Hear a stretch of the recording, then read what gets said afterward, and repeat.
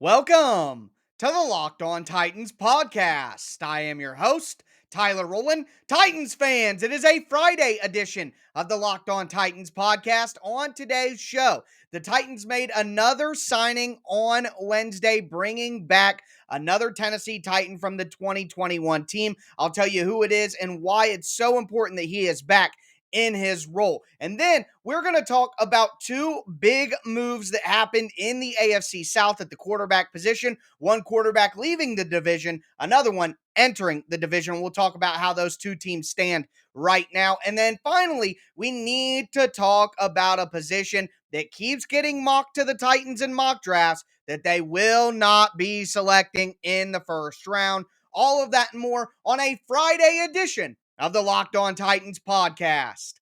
Let's get it. You are Locked On Titans, your daily Tennessee Titans podcast, part of the Locked On Podcast Network, your team every day.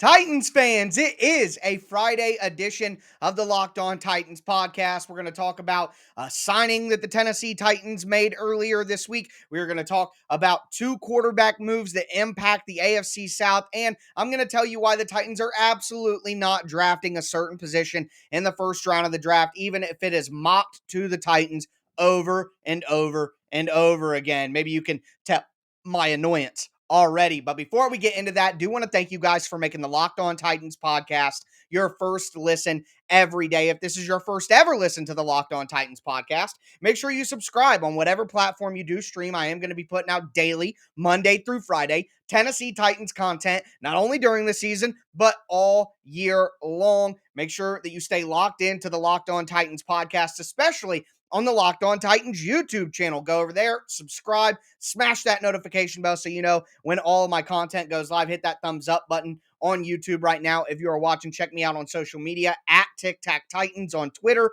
at Locked On Titans Pod on Facebook. But with that being said, time to dive into this signing. And it was the first Tennessee Titan to ever be on this podcast, Ola Adeniyi. The Titans brought Ola Adeniyi back on a one-year deal.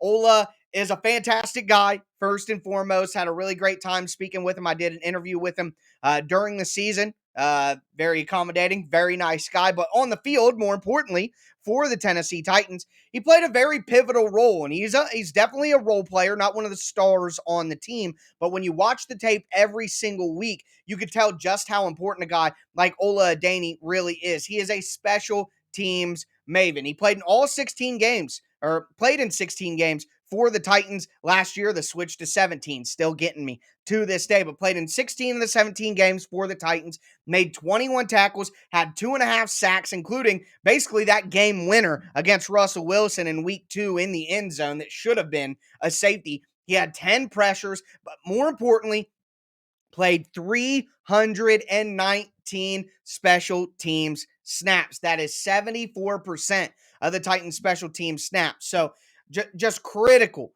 on special teams. He's a guy who specifically on punt coverage, one of the guys who lines up on the line of scrimmage for punt, goes down, makes a play. On punt return, he's a guy. On kickoff return, he's a guy. So Ola Adeniyi, very critical to the Titans special teams. He almost made the Pro Bowl last year. He's the second highest vote getter for the Pro Bowl, or for the special team spot for the AFC. So definitely recognized as one of the best special teamers in the NFL. And the Titans are recognizing that as well, giving him a one-year deal. Like I said, he's a great guy in the locker room, great personality, a fan favorite.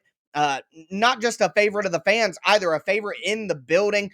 The strength or the nutrition staff really loves Ola Adeniyi, something we talked about in my interview with him. So just a great guy to have on your team, to root for, a great guy in the locker room. But, talking about his role more, obviously a special teams ace, but nice to have Ola Adeniyi as a rotational edge rusher as well. And I think if you put Ola last year, he was basically the third edge rusher for a lot of the year, with Bud Dupree being injured, Rashad Weaver getting hurt, Derek Roberson having injury concerns, Danico Autry and Harold Landry would kind of man those roles. But when the Titans went to their sub package line where they moved Danico Autry inside with Jeffrey Simmons and Bud Dupree wasn't available, the guy that they really went to was Ola. Now, I like Ola better in a role further down the depth chart in terms of edge rusher, and the Titans may be able to place him exactly in that role this year. Of course, you're going to have Landry and Dupree at the top. Rashad Weaver should be back and healthy and should be able to contribute and be a rotational pass rusher. And then I would still like the Titans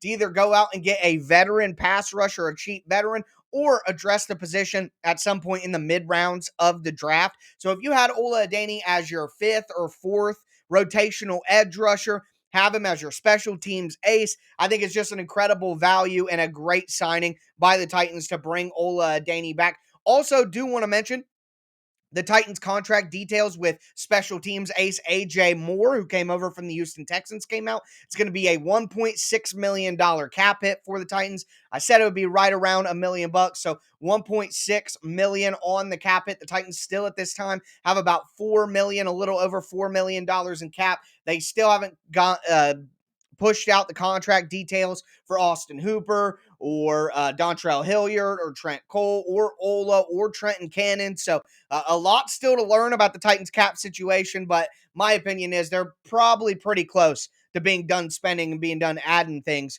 in free agency. They're going to look to the draft and then that summer wave of free agents after cuts happen around training camp. I think that's when we'll see the Titans do anything. I don't want to say significant because I'm not expecting a significant move from the Titans going forward, but I guess more impactful than what we might see with just some, little role players here and there being added. And now I think that's kind of over with until we get to the draft. But if anything pops up, of course, I'll be there to break it all down for you guys. But with that being said, I want to move forward, talk about the quarterback news in the AFC South. The Indianapolis Colts trade for Matt Ryan. The Houston Texans trade away Deshaun Watson. I'm going to tell you why. Overall, it's a net positive for the Titans. Before we get into that, though, do want to tell you guys about betonline.net. It's that time of year. Again, college basketball's tournament is finally upon us.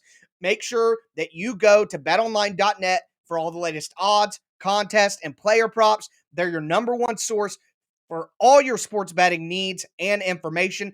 BetOnline remains the best spot for all your sports scores and news this season. It's not just basketball. BetOnline is your continued source for all your sports wagering information needs, including live betting and your favorite Vegas casino games. Head to their website today or use your mobile device to learn more about all the trends and all the action. BetOnline, where the game starts.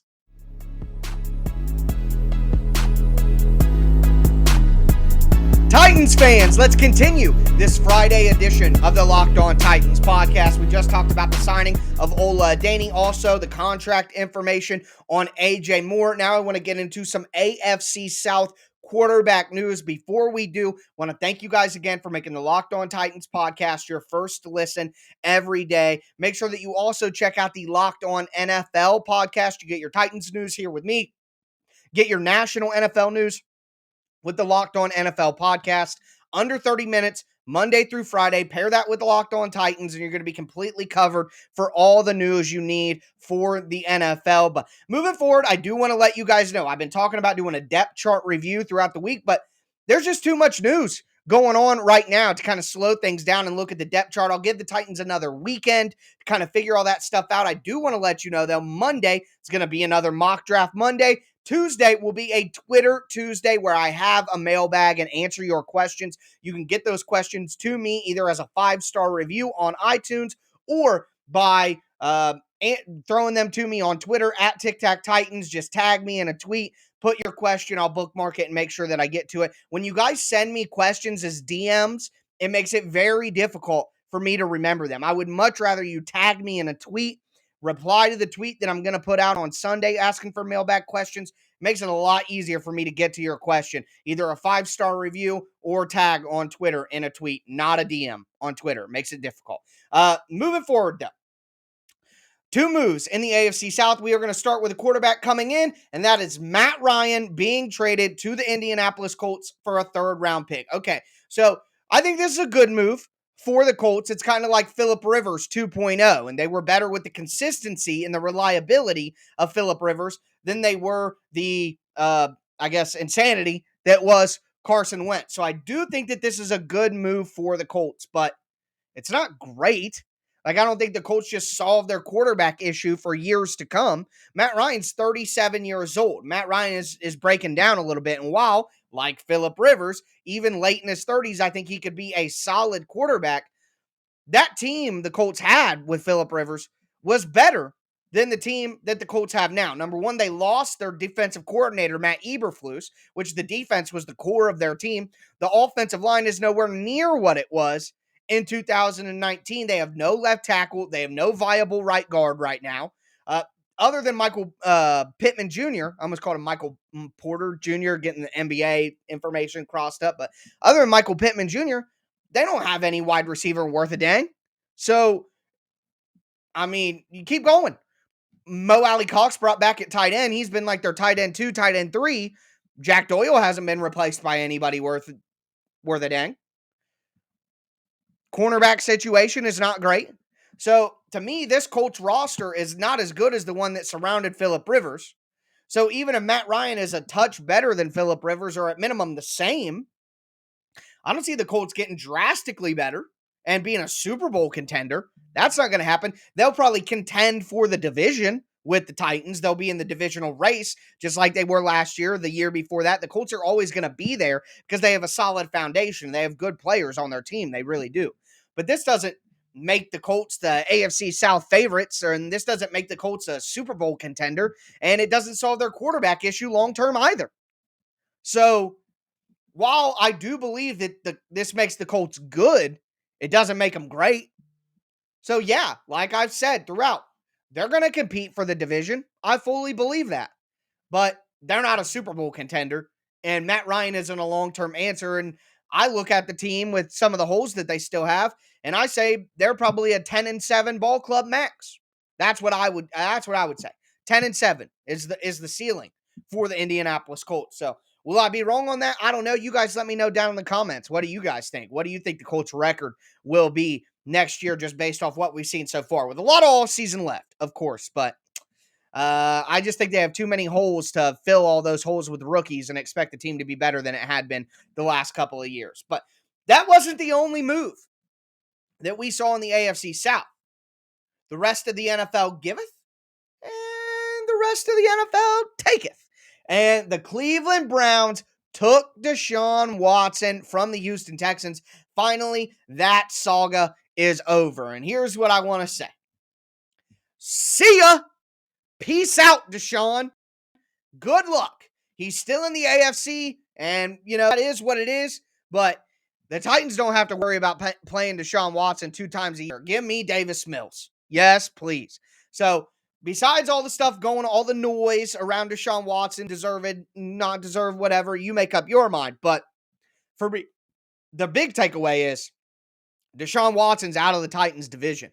And that's what matters most to me. I don't want to play that dude 2 times a year. The last time that happened, the Titans barely beat a 4-12 Houston Texans team in 2020 twice in both games. I believe the Titans won by 9 combined points in those 2 games, and they were both overtime, or at least to the very end of the game. I know the last one of the year was overtime. So it's too dangerous of a situation for me to want to play against Deshaun Watson.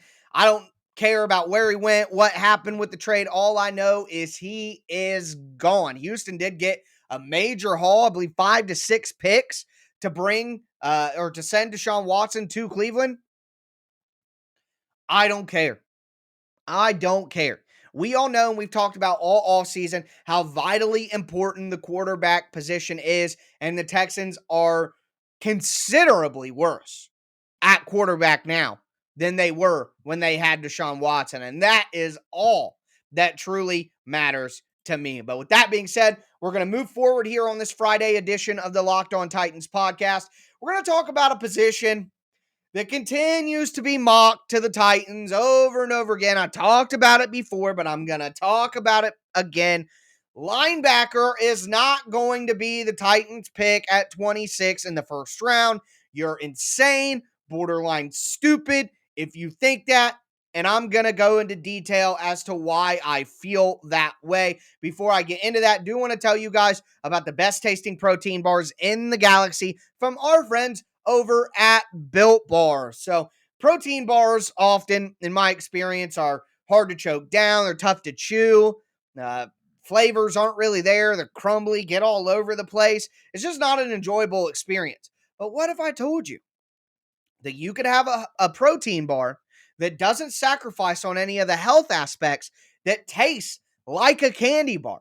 I mean, there are flavors of Built Bar that I think are far and away better than some candy bars that I have had. I mean, the peanut butter brownie, the white chocolate cheesecake, the salted caramel, all of the puff bars, which have like a marshmallowy consistency in the middle, all of the crunch bars, which are, of course, crunchy, just absolutely delicious. I mean, they're all covered in 100% real chocolate. You just can't beat that. Now, I know that I could go on about the taste all day, but again, that health aspect, they're low calorie, they're low sugar, they're high protein, they're high fiber. You guys got to make sure that you check out the Built Bars right now. You can have them as a guilt-free snack. You can have them as a healthy meal substitute. Just incredibly versatile, incredibly healthy, incredibly tasty. Make sure you guys go to built.com right now. Use the promo code LOCKED15, and you're going to get 15% off your order. Once again, that's promo code LOCKED15 for 15% off at built.com.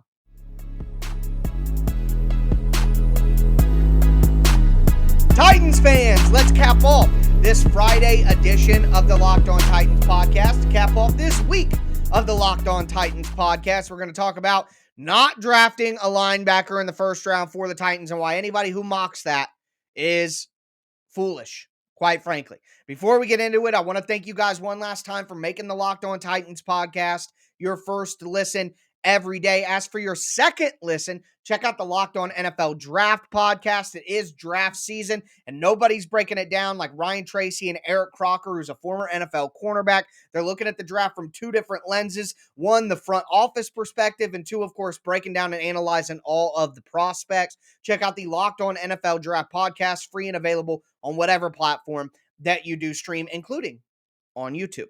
But going forward here, it's a little bit of an impromptu Rowland's rant. I've just had enough. The Titans are not going to pick an off-ball inside linebacker with pick 26. They're not. So if you're somebody in the national media and you're listening to this or you hear this, stop it.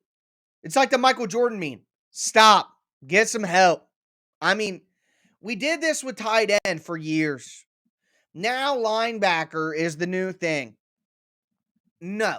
The Titans aren't taking Nakobe Dean. The Titans aren't taking Devin Lloyd. No.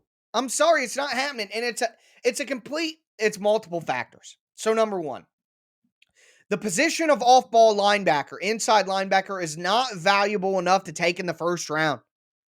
We see it over and over again. And just like I say with tight end, if you get a stud in the first top 10 picks, think like Devin White or Devin Bush, something like that, then yeah, okay, go ahead. But outside of those freakish studs, like with tight end, I always talk about Kyle Pitts and TJ Hawkinson. That caliber of linebacker is not available at 26. Okay? Nakobe Dean, Lloyd, they are not those guys. So the positional value of linebacker isn't high enough to use a first-round pick there, especially when you consider the Titans got David Long in the 6th round. If we can get a David Long in the 6th round, why in the world would I use a first-round pick on Nakobe Dean? Yeah, he's a decent player. Same thing with Lloyd. They're good players. But linebacker isn't important enough, and it's too easy to find viable linebackers later in the draft to take one in the first. It doesn't make any sense. And not to mention, the Titans still have David Long, who I mentioned was a 6th-round pick. He's going to start. He was the best linebacker on the team last year. They just did a contract restructure to give guaranteed money to Zach Cunningham, who's led the NFL in tackles before, who's been a Pro Bowler. And the Titans have a former tackle leader and one of the best young linebackers in the NFL at linebacker. And they're going to draft one in the first round with wide receiver, tight end, offensive line, hell, even quarterback as options and needs. I would take any of those quarterbacks over linebacker any day of the week. We just drafted Monty Rice last year. See, here's the reality. These guys, these national guys who are mocking for the Titans, one, they underrate all the players on the team. They underrated Jonnu Smith for forever and said the Titans needed tight end, right? Right? We were all there. We were there. We witnessed it in 4K. Okay? And the same thing's happening now. None of these dudes know about David Long. That's the problem. Their lack of knowledge about the Titans roster and the players and how they performed last year. You think any of these dudes have watched tape on David Long, a 6th-round pick out of West Virginia? No, they haven't. Spoiler alert. So, to me, it's a combination of the positional value is not high enough at inside linebacker, along with the Titans already have good inside linebackers that don't need upgrading. The Titans have depth at the position. The Titans have needs that are far greater at other positions. I mean, all of it combined. It's just nonsense, is what it is. It's nonsense. I think it would be a better pick to reach for George Pickens or Watson, Christian Watson. I think it would be a better pick to reach for an offensive lineman like a Dylan Parham. I think it would be a better pick to reach for Trey McBride or Isaiah Likely, or just any of that would still be better than taking a linebacker in the first round. Linebacker, safety, interior defensive line, and running back are not going to be the pick in the first round. Literally anything else other than that. I would take cornerback. I would take edge rusher. Far before I would take quarterback. Far before I would accept taking an inside linebacker in the first round. I know some of you may not agree with me on all that, but it's just asinine that people keep doing this. And you got all these people trying to call Titans fans dumb online because they're trying to tell these national people the Titans aren't going to take a linebacker. And then they talk down to you. Say, oh, Titans fans don't know what they're talking about. Titans fans think that their linebackers are so good. Titans fans know the team better than you. How are you going to talk down to people who actually follow the team? It's just frustrating. And that's why, that right there is why ESPN and some of these national media places are starting to fade in popularity, because there are people locally covering teams specifically, like somebody like me, like the Locked On Network in general. You got somebody who's dedicated all the time to covering one team. Who do you think knows the Titans better? Some Joe Schmo on ESPN doing the 2 p.m. hit, or me? I'm not even trying to toot my own horn. The reality here is just, it's not even close. It's not even close. I'm not the only one. There are other people. Will Lomas, my buddy from the No Nonsense Pod. I mean, the guys who do the Broadway stuff. I mean, there are so many people out here who cover the Titans, who know the Titans 10 times better than any of these national dudes who just, oh, the Titans, I haven't thought about them in 6 months. I have no idea what their roster's like. I'm just going to pencil them in this player who I think should be in the first round, who I don't have a good fit for. That's what the Titans pick is every year. It's, oh, this is a first-round player. I don't know anything about the Titans. I need to get this guy in here somewhere. I'll put him there. It's nonsense. It's garbage. And if you see a mock draft that mocks an inside linebacker to the Titans in round 1, you can cross that person's analysis off for the rest of the draft. Now, I do want to give a big shout out to Danny Kelly from The Ringer. So, Danny had a mock draft and he had the Titans taken. I can't remember the exact player, but it was a defensive lineman. And I retweeted it and I said, we just can't help these guys. Basically, the pick is stupid. And instead of telling me that I'm dumb about what I think the Titans will do, he asked, what do you think they'll do? And we had a nice back and forth discourse. And I said, part of his reasoning is very sound. Basically replacing the Denico Autry role now. But there are more reasons as to why that won't be the case. But it's still a better pick than inside linebacker. So really, I just wanted to say, give Danny Kelly support. Although he picked a pick for the Titans in the first round, I don't think that we'll see. He was at least willing to have discourse about the pick and at least willing to hear opinions from people who care much more about the Titans than he does. And that sort of open-mindedness needs to be commended in this sort of media sphere. So shout out to Danny Kelly from The Ringer. Check out all his work. He deserves our support because he's at least not a jerk who's going to talk down to fans who know more about the team than the person talking down to him. That's all it comes down to. But with that being said, I hope you guys have a fantastic weekend. I'll be back again. It's going to be Mock Draft Monday. Going to look at some mock drafts, maybe do one of my own, see what we got there. And then Tuesday will be a mailbag day, a Twitter Tuesday. So get those questions in as a 5-star review or tag me on Twitter at TicTacTitans and send those in. That's going to do it for me today, though, folks. As always, I am your host, Tyler Rowland, and this was Locked On Titans.